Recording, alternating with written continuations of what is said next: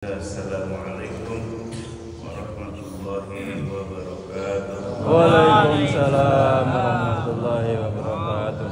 Alhamdulillahilladzi ja'ala as-sa'adata fi suhbati as-su'ada wa afadha min ulumihi wa asrarihi ala qulubil arifin wal awliya.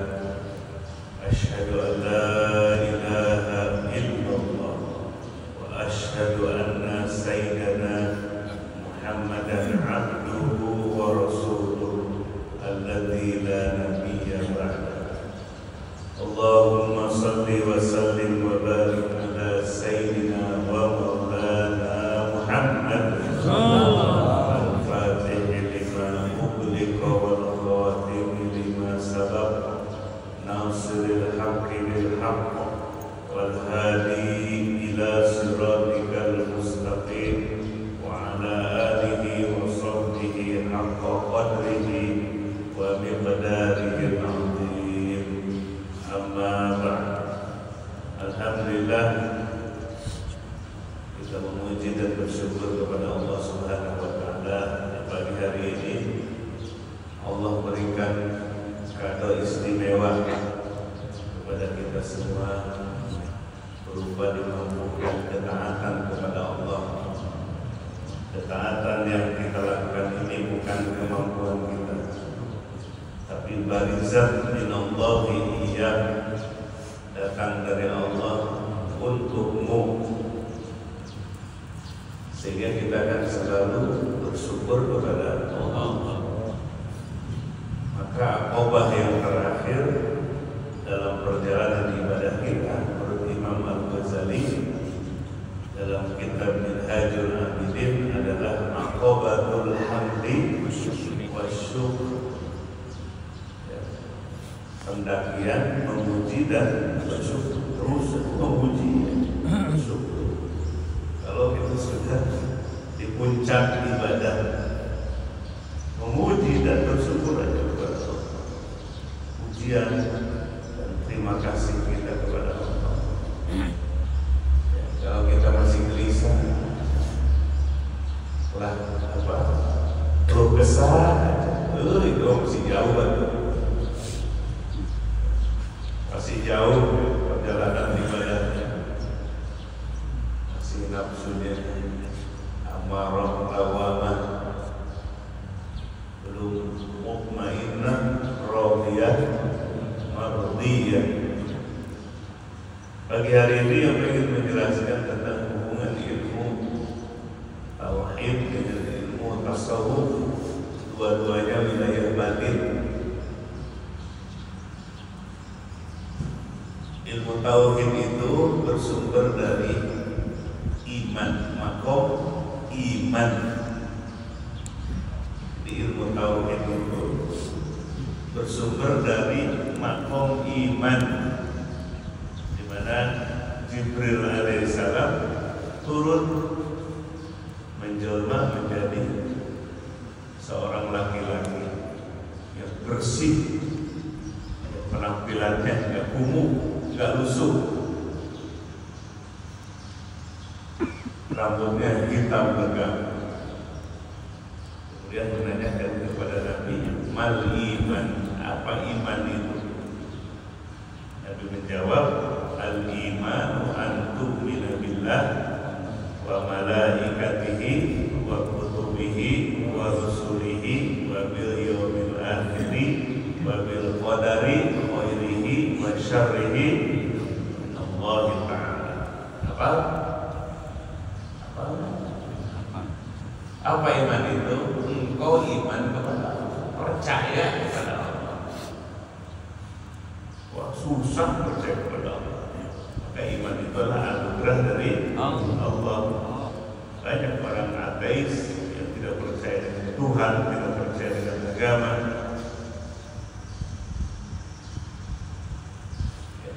Kemudian kepada malaikatnya, kitab-kitabnya, rasul-rasulnya, hari akhir, hari kebangkitan, dan qada dan qadarnya, ketetapan Allah.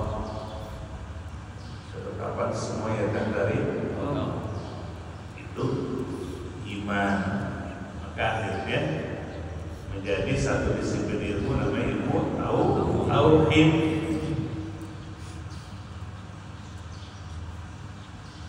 Sehingga beriman kepada Allah sampai rukun iman yang benar. Kita harus meyakini tidak akan terjadi sesuatu tanpa izin Allah,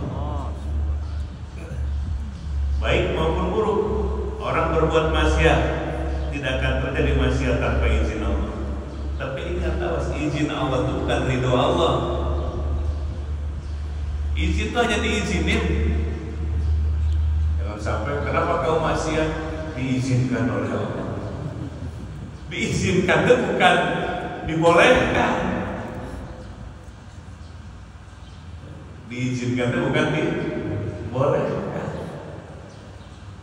Manusia itu, perhatikan, diberikan hurriyah, kemerdekaan dan kebebasan. Wa hadainahun najdain. Allah telah berikan dua jalan.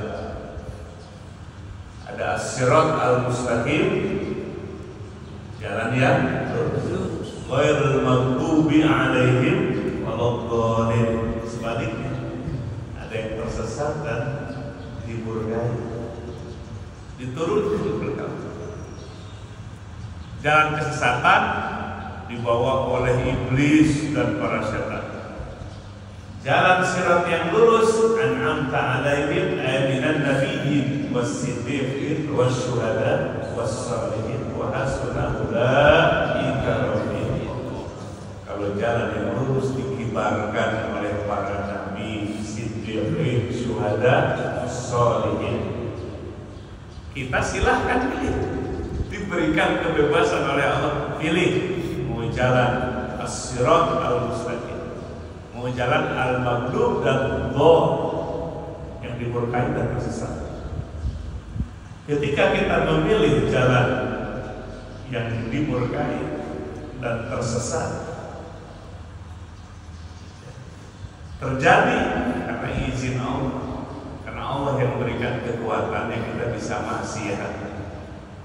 Tapi izin yang dimaksud bukan jadi boleh, apalagi diridhoi oleh Allah. Itu makna izin itu. Dalam bahasa Arab izin itu luas, ada perintah.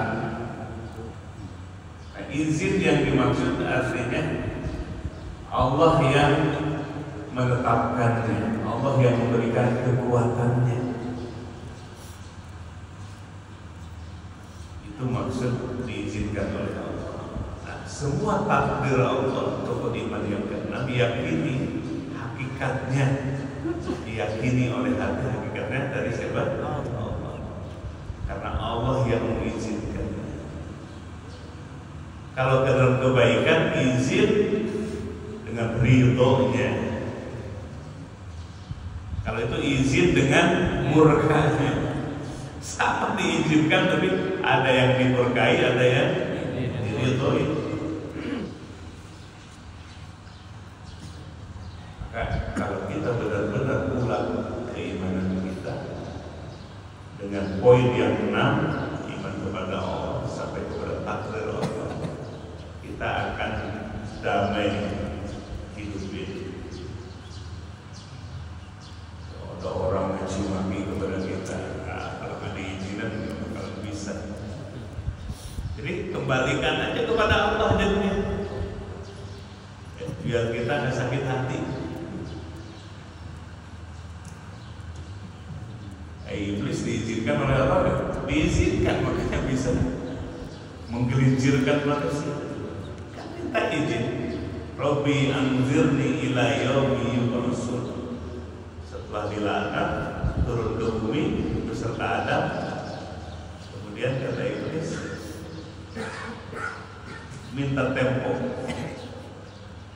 diberikan umur panjang sampai hari kiamat. Untuk apa? La uwiyannahum ajma'in, kata iblis, aku akan gelincirkan semua manusia illa ibadaka minhumul mukhlasin, kecuali hambamu ya Rabb yang ikhlas tidak akan bisa digelincirkan. Sehebat apapun si iblis, kalau ibadah kita ikhlas, maka iblis tidak akan bisa menggelincirkan kita. Nah, kita harus yakin bahwa tidak akan terjadi satu peristiwa sekecil apapun tanpa izin Allah. Sampai disebutkan dalam Al-Quran, daun-daun yang sudah menguning, kapan jatuhnya, kemana jatuhnya, itu Allah mengetahui. Karena semua itu berdasarkan izin Allah. Tidak akan terjadi satu peristiwa di luar izin Allah, bukan bisa. Hebatnya Allah Subhanahu wa Ta'ala. Semua jagat raya, matahari, bumi, bintang-bintang, bulan, semua ada dalam izin Allah. Wasyamsu tajri li mustaqarrin laha dzalika taqdirul azizil. Matahari bergerak pada porosnya. Itu adalah takdir, ya, ketetapan siapa? Allah yang Al-Aziz, yang Maha Perkasa. Makhluk yang besar, virus, kelihatan apa kan? Bisa mematikan. Jutaan orang meninggal kemarin. Izin siapa? Bukan virus itu sendiri. Virus itu Allah ciptakan sebagai sebab. Tapi dibalik itu semua hakikatnya siapa? Allah. Nah, maksud rukun iman itulah menyingkap hakikat. Dibalik yang zahir ini ada Allah yang hakikat, yang mengizinkan semua terjadi di jagat raya. Maka ada satu kelompok, kalau kita meminta kepada orang yang mati, syirik. Tapi kalau orang yang masih hidup nggak syirik. Ayo kita perhatikan. Ini menganggap bahwa ketika kita minta tolong kepada orang yang hidup, dianggap tidak syirik. Tapi kalau sudah mati, dianggap syirik. Seakan-akan orang yang hidup itu kekuatan dirinya, sudah mati nggak ada kekuatannya.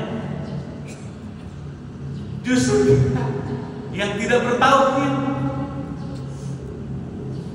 kita minta tolong kepada orang yang hidup. Kalau kita meyakini pertolongan itu datang dari dirinya, bukan dari Allah hakikatnya, rusak akidah kita, rusak iman kita. Yang kita minta tolong kepada seorang, orang itu menolong kepada kita sampai berhasil. Kalau hati kita meyakini pertolongan itu datang dari orang tersebut, datang dari dirinya sendiri, rusak akidah.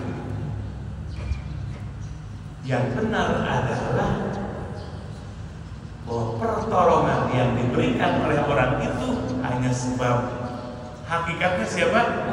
Allah yang memberikan pertolongan. Itu akidah yang shahihah, akidah yang benar.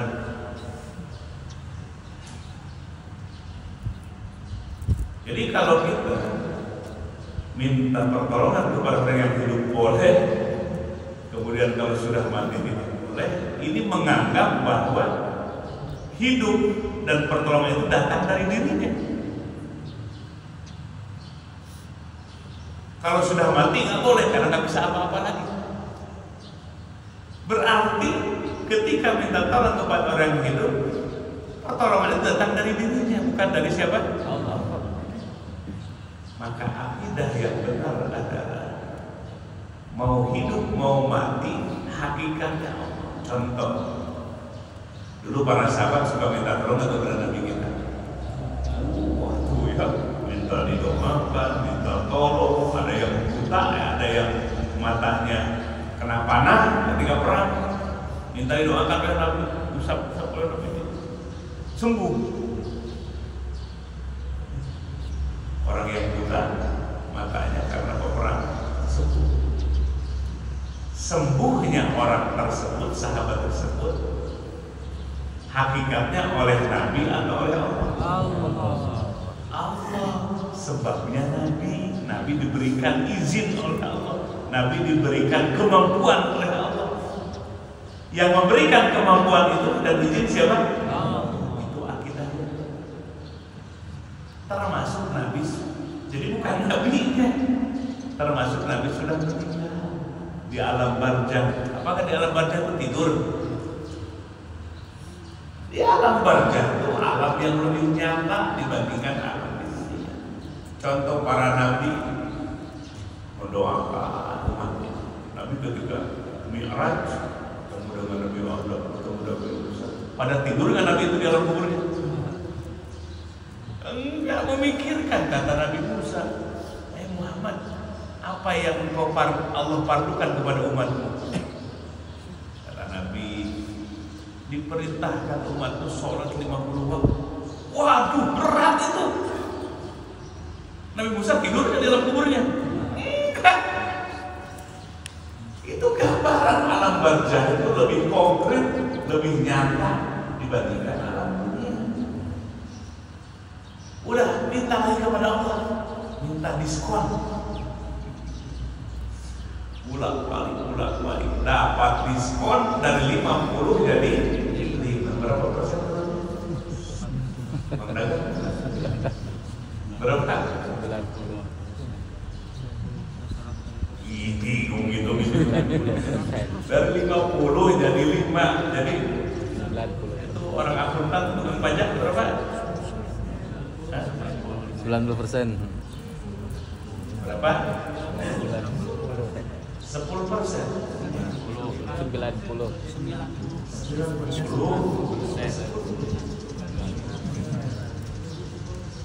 Bingung ini. Belajar matematika apa? 90%. Ya, 90%. Gede ya, diskon ya. Lihat Nabi Musa tidur nggak di alam barzakh? Enggak, memikirkan umat Nabi, memberikan masukan kepada Nabi kita. Jadi kalau kita datang, kita mau adrikni ya Rasulullah, isma'lana ya Rasulullah, safa'atikam ya Rasulullah, bukan syirik.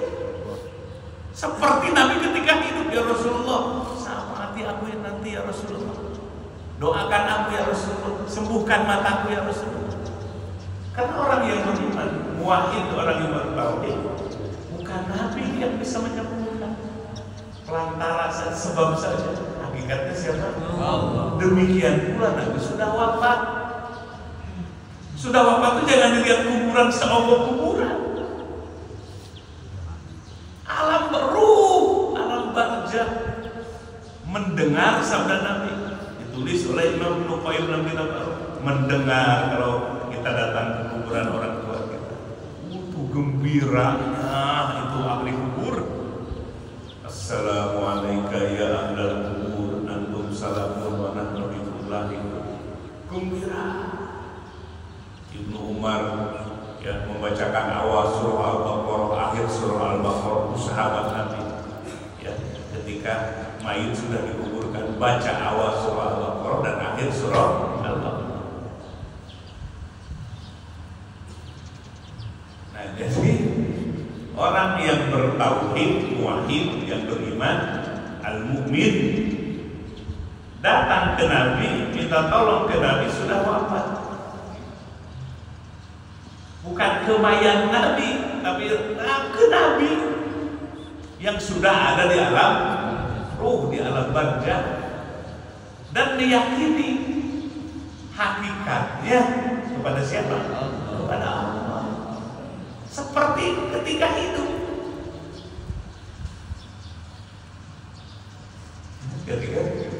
Seperti ketika hidup.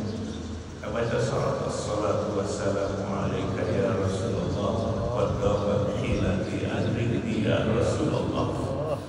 As-salatu salawat wassalamu wassalamatan alaika baginda ya Rasulullah. Qad hilati hilahku, usahaku sudah sempit.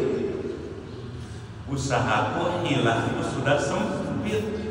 Ada musibah problem. Adrikni, tolonglah aku ya Rasulullah. Hakikatnya kepada Allah. Karena Allah lah yang memberikan keistimewaan kepada Nabi kita, kekuatan kepada Nabi kita. Nah, itu keyakinan kita sebagai orang yang beriman, mukmin, yang bertauhid, al-muwahhid. Hidup dan mati tidak ada bedanya. Nah, orang-orang atau kelompok yang mensyirikkan, menyeru, meminta pertolongan kepada orang yang meninggal seperti kepada Nabi kita yang sudah wafat, itu menganggap seakan-akan yang hidup itu kekuatan dirinya. Sudah mati itu sudah jadi bangkai, jenazah, nggak ada apa-apanya, seperti begitu. Justru itu yang tidak bertauhid.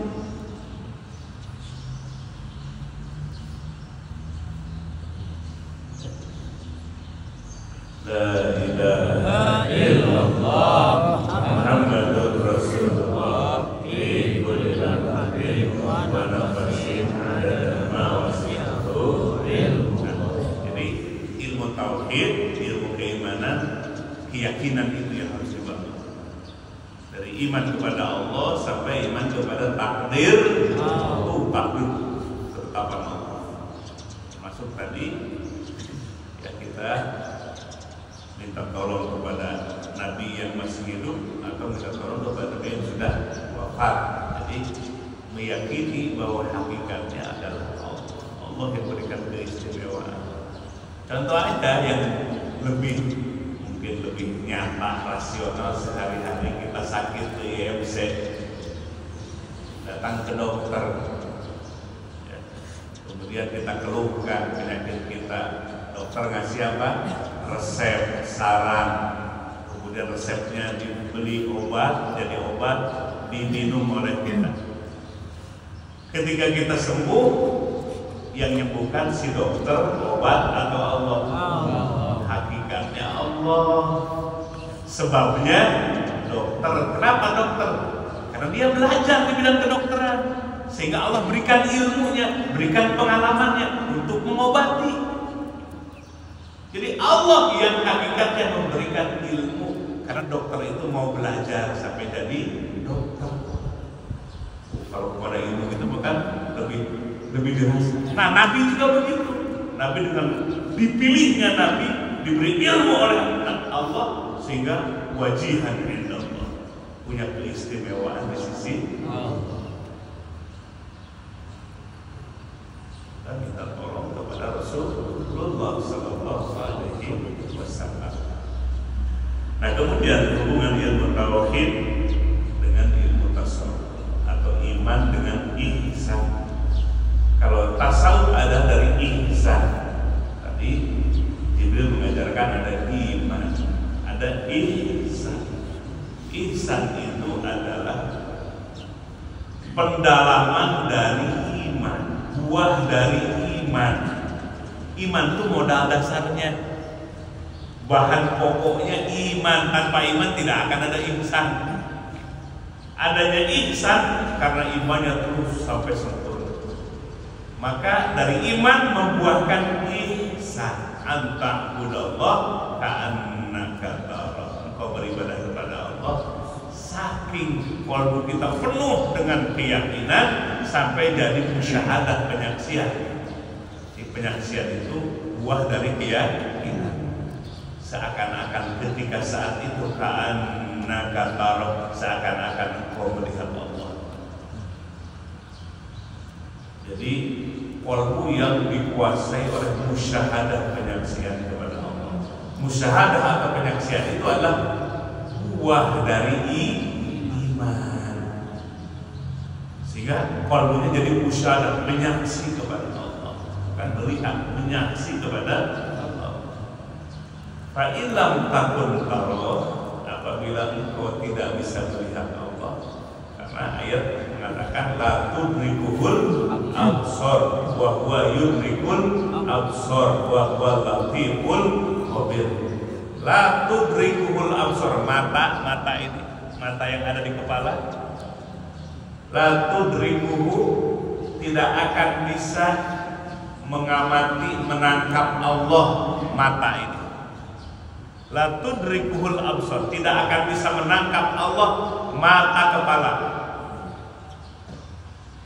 Wa huwa yudrikul absar, tapi Allah menangkap mata, melihat mata manusia. Wa huwa latiful khabir, Allah maha lembut dan maha mengetahui. Saking lembutnya nggak bisa dilihat oleh apa? Jangankan Allah untuk COVID-19 saja bisa dilihatnya. Al-Latif, Allah maha lembut sehingga tidak bisa dijangkau oleh mata kepala. Kalau tidak bisa melihat Allah, fa innahu yara, maka sesungguhnya Allah melihat engkau. Jadi selalu merasa dilihat oleh Allah, namanya muraqabah. Kalau qalbu kita merasa dilihat oleh Allah, namanya muraqabah. Kalau qalbu menyaksi kepada Allah, namanya musyahadah.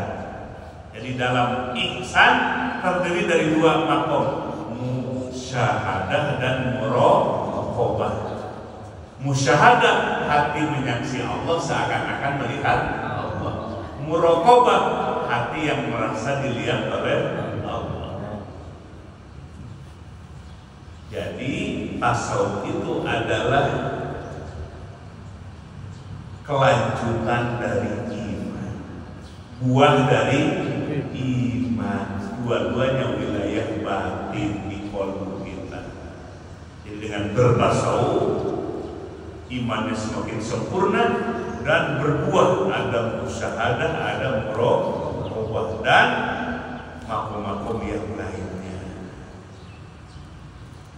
Ya, sampai ada makom ma'rifat, makom mahabbah, makom jadbah, makom-makom dalam ilmu tasawuf, semua buah dari tauhid, buah dari iman. Makanya kalau tak ada iman atau imannya rusak, tidak mungkin ada ihsan, tidak mungkin ada buahnya. Ya, singkong melak apa? Singkong. Singkong melak singkong. Pohonnya rusak, kira-kira ada ubinya kan? Enggak. Imannya rusak seperti tadi. Imannya rusak. Kalau minta tolong ke orang yang masih hidup boleh, kalau kepada Nabi yang sudah meninggal nggak boleh. Seakan-akan, kamu tidak akan menuding, seakan-akan ketika Nabi hidup kekuatan dari nabinya. Sudah wafat, seakan-akan nggak ada punya kekuatan lagi. Padahal hidup atau mati, keadaan hidup atau keadaan mati dari siapa hakikatnya?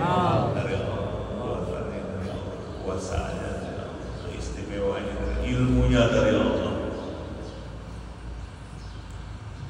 Jadi kalau iman kita sempurna, tumbuh dalam qalbu kita, akan tumbuh ihsan, atau dalam istilah lain disebut syu'bul iman. Iman itu bercabang-cabang. Ada rasa malu, ada rasa cinta kepada Allah. Itu buah dari, cabang dari iman. Jadi iman itu ibarat pohon itu apanya? Batangnya dan bercabang-cabang. Dari iman, ilmu tauhid jadi ihsan atau ilmu tasawuf. Ya, paham? Itu hubungan ilmu tauhid dan ilmu tasawuf. Makanya kalau ingin banyak buahnya, bertasawuf supaya imannya subur sempurna sampai membuahkan cabang-cabang, ranting-ranting, buah-buah yang banyak.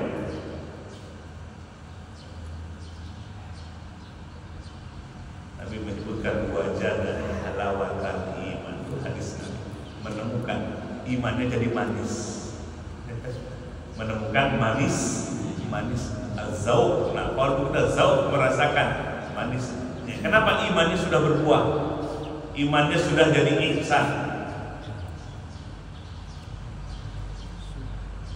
Nah, dengan tasawuf, sebab kalau iman tanpa tasawuf ya, tidak sempurna agama kita. Contoh misalnya, ada makom namanya ma'rifat kepada Allah. Kita melihat sesuatu, man arafal haqqa syahidahu fi kulli syai'. Kata Syekh Ibnu Athaillah dalam hikam, barang siapa orang yang sudah masuk dalam level atau makom ma'rifat, melihat sesuatu maka menyaksi Allah dalam sesuatu itu. Lihat gunung Syawal, langsung kalbunya Allah penciptanya, Allah yang memelihara. Itu trek aja kalbunya gitu. Yang dilihat, yang didengar, kalbunya kepada Allah terus. Itu makom ma'rifat. Sudah bisa apa belum itu? Mau kan bisa. Nah, itu zikir sir, ruhnya zikir. Lihat matahari, lihat orang, macam-macam.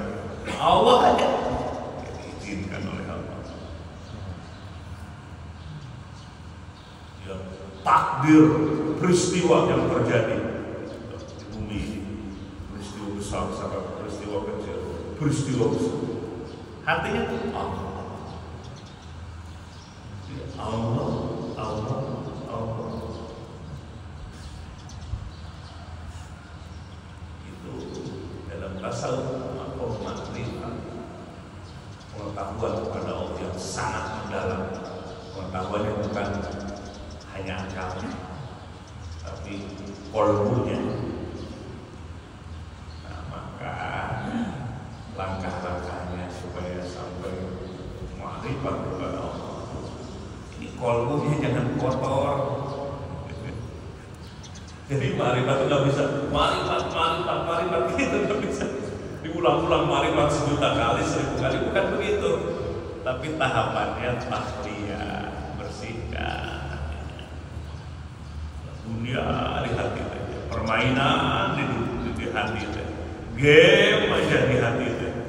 Ya, habis waktu dengan game, dengan drama, dengan sinetron. Itu gambaran hati yang lengket dengan dunia, namanya habis waktunya dengan permainan dunia.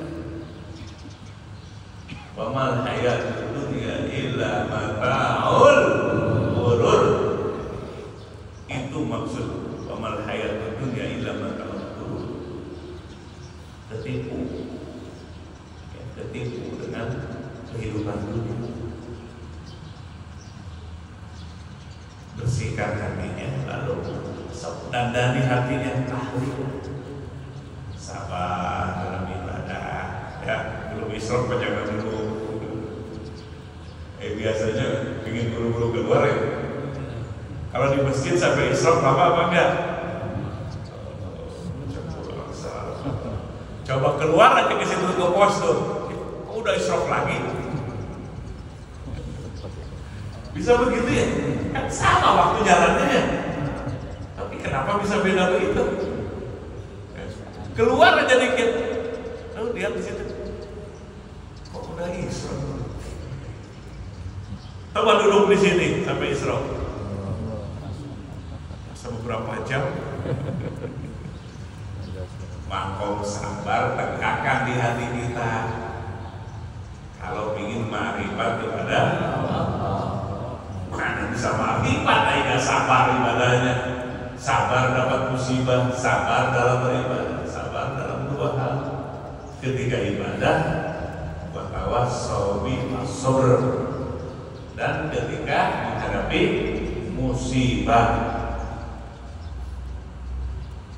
Kemudian syukur kita kepada Allah, banyak berterima kasih kepada, jangan ngeluh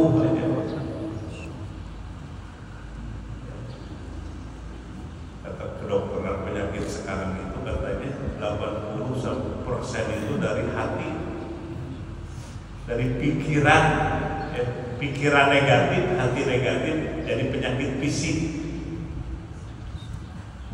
Ingin fisik kita sehat, ya sehat dulu kalau punya. Banyak ngeluh tuh, ya, keluh kesah, keinginan yang nafsunya yang tinggi, menggebu-gebu gitu. Kenyataan tidak sesuai, kecewa jadinya, kecewa berat jadinya. Keinginan nafsunya segunung, kenyataannya nggak ada. Jadi kecewa berat, stres, depresi. Maka yang hendak pada gimana Allah ada di jalan untuk orang yang sudah usul kepada Allah. Dan kita maklum ya, karangan Syekh Abdul Qadir Al-Jilani radhiyallahu anhu, orang yang sudah usul sampai kepada Allah itu berserah total kepada Allah, tidak ada keinginan dirinya kecuali ikuti keinginan Allah. Itu yang sehat lahir dan sehat batin. Itu resepnya di agama. Contoh kaya dan miskin sudah ditakdirkan oleh Allah kan? Makanya tarekat ini nggak menjamin kekayaan. Kaya miskin mah sudah ditakdirkan sebelum kita hidup di dunia. Tapi tarekat ini menjamin bahagia, mendekatkan diri kepada Allah. Kita takdir rukun iman yang keenam, belajar realistis. Kalau menurut anak sekarang belajar apa? Realistis. Takdir Allah sing yakin terjadi, hakikatnya Allah. Termasuk ada yang kaya, ada yang miskin. Di negara maju sekalipun ada miskinnya, ada yang kayanya.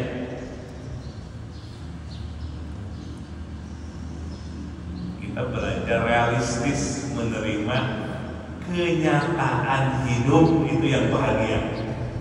Kalau kita berontak dengan kenyataan hidup, tidak menerima kenyataan hidup, itu yang akan stres. Stres jadinya. Orang yang usul kepada Allah, kita baru ya. Pokoknya udah gak ada keinginan dirinya.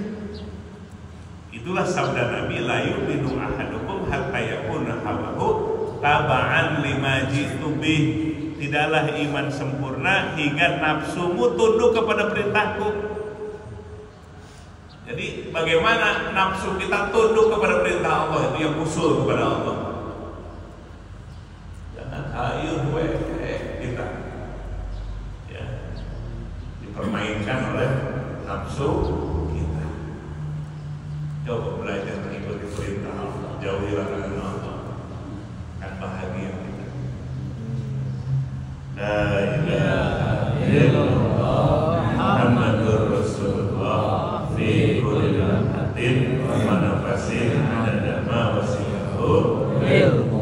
Jadi kembali kesimpulannya, hubungan ilmu tauhid dengan ilmu tasawuf atau iman dengan ihsan.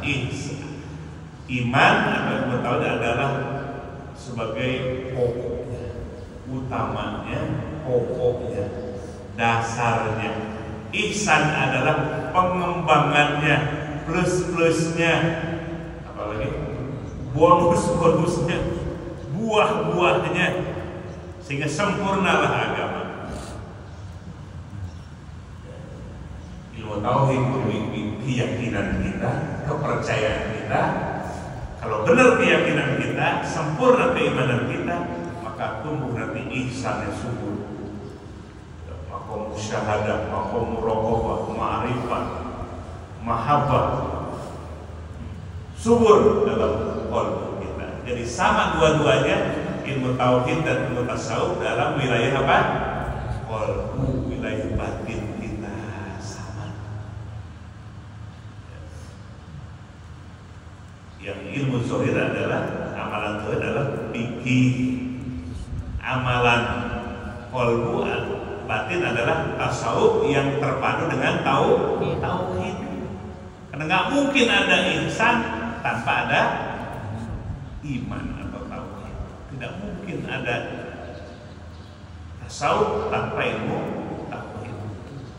Maka dibagi dua lah syariat itu, ada amalan batin, ada amalan zahir syariat Islam.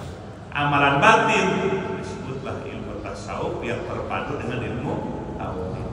Yang kedua, amalan zahir adalah disebutnya fikih. Ya, itulah pemahaman agama. Mudah-mudahan Allah tambah-tambah pemahaman agama kita sehingga kita semakin merasakan qalbu kita merasakan buah dari iman, yaitu ihsan yang tumbuh subur dalam qalbu kita. Allahumma shalli ala sayyidina Muhammadin nabiyil ummi wa ala alihi wa sahbihi wa sallim. Allahumma ij'alna hadina mahdiyyin baradina wa la mudillin barrahim wa karim. Allahumma iftah 'alaina futuhal anbiya wal awliya nurika wa karamika ya arhamar rahimin.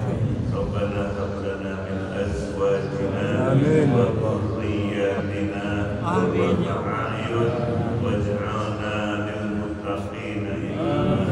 Wa sallallahu ala sayyidina Muhammadin wa ala alihi wa sahbihi wa sallam.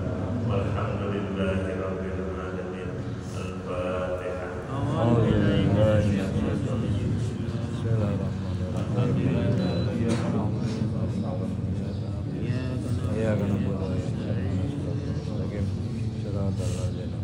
Hasbunallah wa ni'mal wakil, ni'mal maula wa ni'mal nasir. Maksudnya hasbunallah dan cukuplah Allah. Jadi kita harus merasakan cukuplah Allah.